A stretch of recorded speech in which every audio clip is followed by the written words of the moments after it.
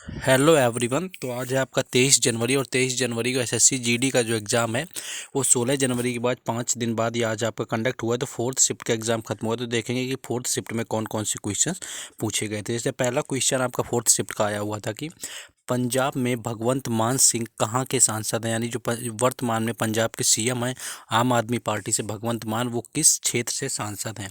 तो भगवंत मान सिंह एक भारतीय राजनीतिक है जो पंजाब के सत्र में और वर्तमान मुख्यमंत्री हुए पंजाब के ही संगरूर लोकसभा यानी कि संगरूर जो वहाँ पर लोकसभा निर्वाचन क्षेत्र से 17वीं लोकसभा के निर्वाचित सदस्य भी रह चुके हैं, यानी संगरूर लोकसभा यहाँ पर राइट आंसर था, जहाँ से के वो आपके निर्वाचित सदस्य हैं लोकसभा के। इसके पूर्व वे 16वीं लोकसभा में भी इसी क्षेत्र के से 2014 के चुनाव में चुने गए थे, यानी 2014 में भी इससे पूर्व भी संगरूर लोकसभा क्षेत्र से चुने गए थे भगवंत मान सिंह। तो वर्तमान में संगरूर लोकसभा यहाँ पर राइट आंसर हो जाएगा। नेक्स्ट क्वेश्चन आया हुआ था कि मौसम का परिवर्तन किसके कारण होता है, जो दिन या रात या आपके ऋतुएं परिवर्तित जो होती है, दिन रात का यहाँ पर नहीं है। तो ऋतुओं का जो परिवर्तन है वो किसके कारण होता है पूछा जाता था। तो ऋतु परिवर्तन की बात करें तो मुख्यतः इसका कारण पृथ्वी द्वारा सूर्य के चारों ओर परिक्रमण और पृथ्वी का अक्षीय झुकाव होता है, यानी पृथ्वी का जो घूर्णन अक्ष होता है इसके परिक्रमा पथ से बनने वाले समतल लगभग 66.5 अंश का कोण बनता है, जिसके कारण आपके ऋतुओं का परिवर्तन होता है, यानी कि जो आपके सीजनल चेंज होते हैं उनके लिए यहाँ पर पृथ्वी की घूर्णन अक्ष की परिक्रमा राइट आंसर हो जाएगा। नेक्स्ट क्वेश्चन पूछा गया था कि राष्ट्रपति के महाअभियोग से संबंधित अनुच्छेद कौन सी है। अगर राष्ट्रपति के महाअभियोग से संबंधित अनुच्छेद की बात करेंगे हम लोग, तो महाअभियोग वह प्रक्रिया होती है जिसका इस्तेमाल राष्ट्रपति या सुप्रीम कोर्ट या फिर हाई कोर्ट के जजों को हटाने के लिए किया जाता है, जिसका जिक्र जो कि संविधान के अनुच्छेद 61, 124(4), 217 और 18 में मिलता है। जिसमें का अनुच्छेद 261 जो आपका यानी आर्टिकल 61 है, इसका आपका राष्ट्रपति यानी कि प्रेसिडेंट को हटाने के लिए किया जाता है। बाकी सुप्रीम कोर्ट और हाई कोर्ट के जजों को हटाने के लिए 124 और 217 आपके अलग अनुच्छेद बनाए गए हैं। तो यहाँ पर आपका राष्ट्रपति से संबंधित पूछा गया था, जो कि यहाँ पर आपका अनुच्छेद 61 यानी कि आर्टिकल 61 राइट आंसर था। नेक्स्ट क्वेश्चन था कि दिल्ली का नया सचिव किसे नियुक्त किया गया। लेकिन इससे पहले अगर आपने अभी तक वीडियो को लाइक और चैनल को सब्सक्राइब नहीं किया हुआ तो सब कुछ आपको कर लेना है, लाइक भी कर देना और चैनल को सब्सक्राइब जरूर कर लेना है, क्योंकि यहाँ पर आपको हर एग्जाम से रिलेटेड एनालिसिस करवाया जाता है और हम लोग भी आप सभी के लिए इतना एफर्ट्स करते हैं। तो इस अगर दिल्ली के नए, और हाँ, आपको व्हाट्सएप ग्रुप और टेलीग्राम का लिंक डिस्क्रिप्शन में दिया गया है, जहाँ पर जुड़ के आप पीडीएफ और बाकी सभी अपडेट एग्जाम से रिलेटेड पा सकते हैं। नेक्स्ट आपका था कि दिल्ली का नया सचिव किसे नियुक्त किया गया। तो भारतीय प्रशासनिक सेवा के वरिष्ठ जो अधिकारी यहाँ पर नरेश कुमार जो हैं दिल्ली के अगले मुख्य सचिव होंगे, यानी कि नरेश कुमार यहाँ पर राइट आंसर हो जाएगा, जो कि दिल्ली के नए सचिव नियुक्त किए गए हैं आपके अप्रैल में। गृह मंत्रालय की ओर से नरेश कुमार की नियुक्ति को लेकर आदेश जारी किया गया। नरेश कुमार 1987 बैच के आईएएस अधिकारी हैं आपके। तो नरेश कुमार 1987 बैच के एजीएमटीयू अरुणाचल प्रदेश के आपके यहाँ से संबंधित आपके कैडर के अधिकारी रह चुके हैं। नेक्स्ट क्वेश्चन था आपका कि भारत में कुल शास्त्रीय नृत्यों की संख्या पूछी गई थी, यहाँ पर कितनी है। तो अगर आपको ऑप्शन में 9 दिया था तो यहाँ पर राइट आंसर था, जो कि आपका ऑप्शन 9 यहाँ पर कुल शास्त्रीय नृत्य है।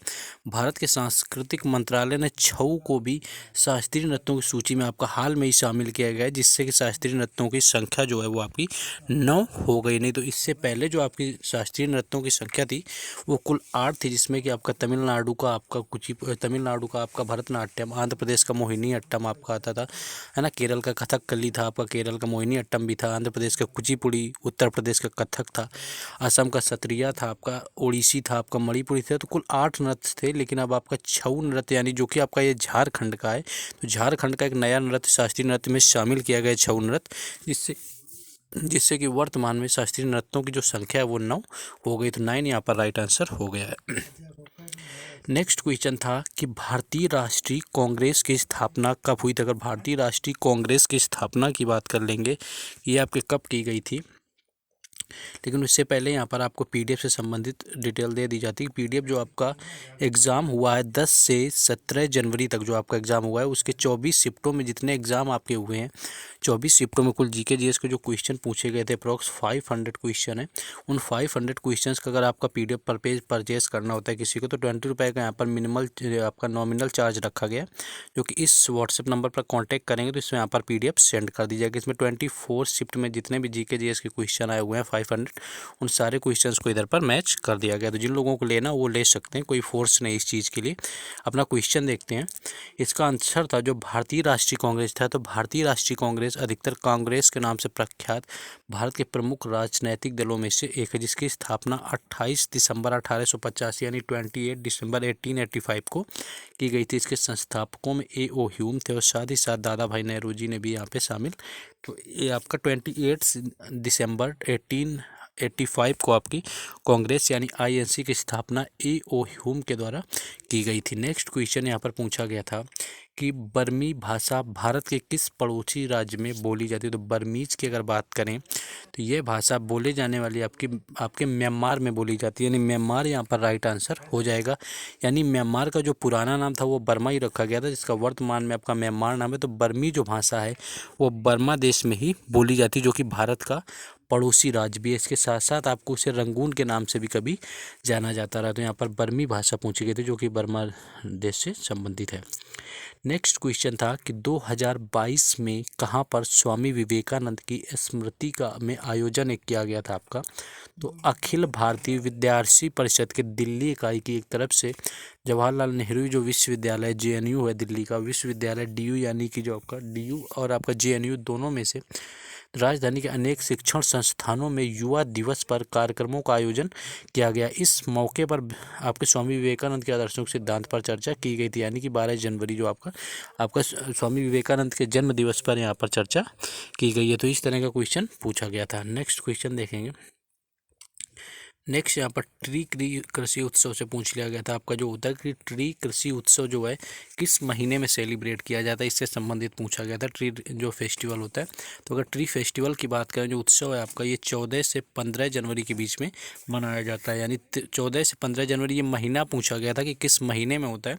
तो 14 से 15 जनवरी यहाँ पर आपका मनाया जाता है, जिसकी तुलना की नवान्न से की जाती है जो फसल की कटाई का उत्सव होता है। पोंगल में तमिल का इसका उफान या विप्लव होता है। यानी कि ट्री जो कृषि उत्सव का महीना पूछा गया था तो 14 से 15 जनवरी में मोस्टली होता है मकर संक्रांति के समय, जिसमें कि अगर हम बात करें तो आपका जनवरी माह यहाँ पर राइट आंसर था। नेक्स्ट क्वेश्चन था कि महावीर स्वामी ज्ञान की प्राप्ति के लिए कितनी उम्र में घर से निकले थे, या कितने उम्र में महावीर स्वामी को ज्ञान की प्राप्ति हुई थी, ऐसा कुछ आया हुआ था आपका ऑप्शन। तो अगर ज्ञान की प्राप्ति की बात करें तो 30 वर्ष की आयु में महावीर ने संसार से विरक्त होकर राज वैभव त्याग दिया था। यानी ये अगर पूछा गया था कि किस उम्र में गृह त्याग किया था ज्ञान की प्राप्ति के लिए, तो 30 वर्ष यहाँ पर राइट आंसर था, जिस पर महावीर स्वामी ने गृह त्याग किया था। साथ ही साथ इसके बाद आपके 12 वर्षों की कठिन तपस्या के बाद उन्हें केवल ज्ञान प्राप्त हुआ था। यानी 12 वर्ष यानी कि 42 ईयर्स के हो गए थे, 42 साल की उम्र में उन्हें ज्ञान की प्राप्ति हुई थी। और ज्ञान की प्राप्ति के लिए जो घर छोड़ा था आपका, गृह त्याग किया था, उस समय उनकी एज जो थी वो 30 साल थी। उन्होंने समाश्ररण में ज्ञान प्रसारित किया। 72 वर्ष की आयु में उन्हें पावापुरी में मोक्ष की प्राप्ति हुई थी, यानी पावापुरी जो है वहाँ पर उनकी मृत्यु हो गई थी। तो ये थे कुल आपके जो कि आज 23 जनवरी 4th शिफ्ट में पूछे गए थे सारे क्वेश्चन। तो अभी तक अगर इतने एफर्ट्स के लिए वीडियो को लाइक और चैनल को सब्सक्राइब नहीं किया तो वो सभी को कर लेना है। लाइक और सब्सक्राइब करके ही जाना है, क्योंकि आप लोगों के लिए इतना मेहनत किया जाता है, पूरे दिन हर शिफ्ट का एनालिसिस करवाया जाता है। चलिए कल फिर मिलेंगे फर्स्ट शिफ्ट के एनालिसिस से। PDF लेना हो तो आप ले सकते हैं, आपको सारा कॉन्टैक्ट बता दिएगा। बाकी टेलीग्राम और व्हाट्सएप ग्रुप से जरूर जुड़ जाएँ। बाकी मिलते हैं नेक्स्ट शिफ्ट में कल सुबह फर्स्ट में। जय हिंद।